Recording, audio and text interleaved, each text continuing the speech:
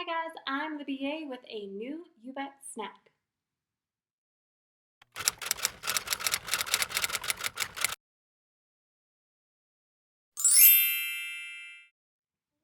So I first wanted to share something for all of you UX newbies out there like myself. I don't know why I didn't find these sooner or why my UX teacher didn't show these to us or have them listed in his UX tools, but I just found downloadable, printable UX like sketch templates, and they have dots and grids with them, so it's going to help with all of that straight line drawing that I have such an issue with. I'm so pumped about it, and I wanted to share it with you, especially for the newbies. So I will be sure to include them in the link, but here's just a quick snapshot of what they look like.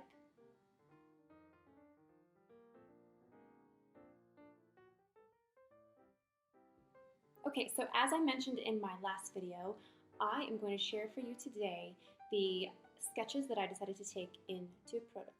So drum roll. Surprise! I ended up doing all four.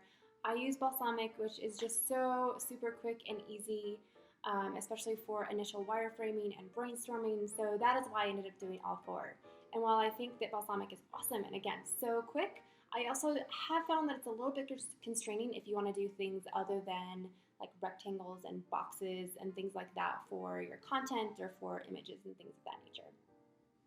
So here's the first one. As you can see, again, it just has a big hero image across the entire page, which is a big title, and then my sub copy as well as a link likely to more of the agency's work, and then a simple nav bar up here.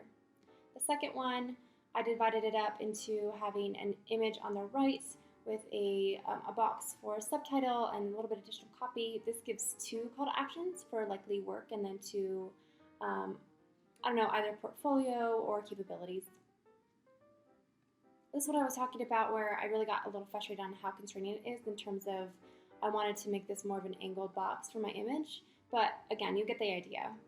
And then finally, after putting this into a wireframe, I realized that it's just much too busy for me, especially with all of these call to actions and then having the nav bar across the top. So I'm likely not going to take that one into the next phase. Okay, so once I had all these created, including the one I said I didn't really like, I went ahead and sent those out for initial feedback. Remember, it's so important to always be getting feedback. It helps you stay nimble and agile and making sure that you're not heading down a completely wrong path. Okay, so I actually thought that I would take all of these more into the mid-fi prototype part of the process, but after getting my user feedback, I've decided only to take two of them. I'm going to create these in Sketch, and then I'm also going to upload into InVision so I can really start to get user feedback in terms of the functionality of that main homepage. But you will have to come back for my next UX snack to see which ones I did.